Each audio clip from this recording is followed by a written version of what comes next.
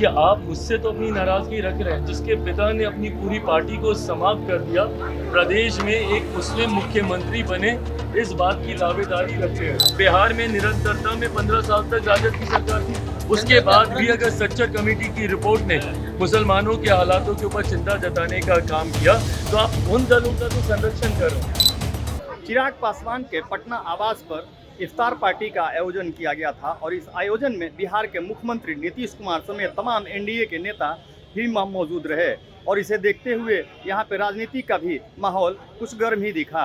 आपको बता दें कि मदनी के द्वारा दिए गए बयान को लेकर साफ तौर पे चिराग पासवान ने इस बात की जानकारी दी है कि हमारे पारिवारिक रिश्ते रहे हैं उनसे, लेकिन जिस तरीके से उनका बयान दिया गया वो कहीं न कहीं गलत है, क्योंकि ये हमारा इफ्तार पार्टी हिंदू मुस्लिम को एकजुटता समाज को जोड़ने का एक काम करता है और इसीलिए इफ्तार पार्टी का आयोजन किया गया था।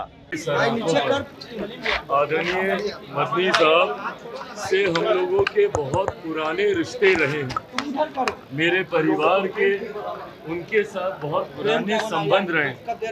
मैं बहुत छोटा हूं उनके ऊपर कोई भी टिप्पणी करने के लिए, और जैसा मैंने कहा कि उनकी नाराजगी भी मेरे सर आंखों पर हकीकत ये है कि आप मुझसे तो अपनी नाराजगी रख रहे हैं, जिसके पिता ने अपनी पूरी पार्टी को समाप्त कर दिया, प्रदेश में एक मुस्लिम मुख्यमंत्री बने, इस बात की दावेदारी रखते हुए।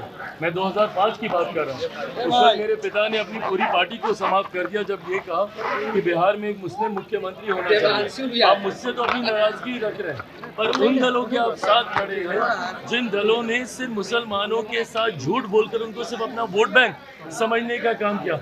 आप मुझे बताइए ना, सच्चर कमेटी की रिपोर्ट 2006 में आई थी। 2006 में सच्चर कमेटी की रिपोर्ट ने कितनी चिंताएं जताई थी मुसलमानों के हालातों को लेकर भारत में। 2006 से पहले लगातार किसकी सरकारें थी? कुछ समय तक अटल जी की केंद्र में अगर सरकार छोड़ दें तो एक लंबे समय तक कांग्रेस की सरकार थी।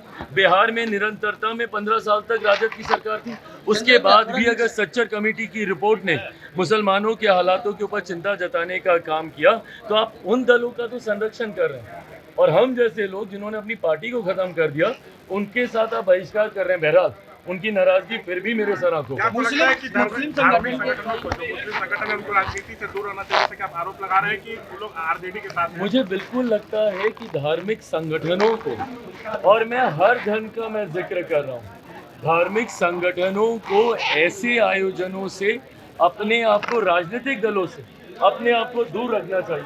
नहीं तो जिस भावना के साथ हम लोग इसका आयोजन कर रहे हैं, आज क्या समाज में हम लोग यही भावना देना चाह रहे हैं ना कि हिंदू मुस्लिम सिख ईसाई सब भाई भाई, सामाजिक सद्भावना की। मैं तो भैया हिंदू, मैं तो हिंदू हूँ ना, मैं क्यों मैं आज में इफ्तार दे रहा हूँ? इसीलिए दे रहा हूँ ना कि जब कोई हिंदू मुस्लिम गले लगे तो ये संदेश जनता तक जाए और सामाजिक सद्भावना बनी रहे, इस सोच के साथ। बट ऐसे में अगर धार्मिक संगठन राजनीतिक पक्षपात करेंगे किसी के पक्ष में, किसी के मतभेद में, तो मुझे लगता है इन आयोजनों की पवित्रता ही समाप्त हो जाएगी।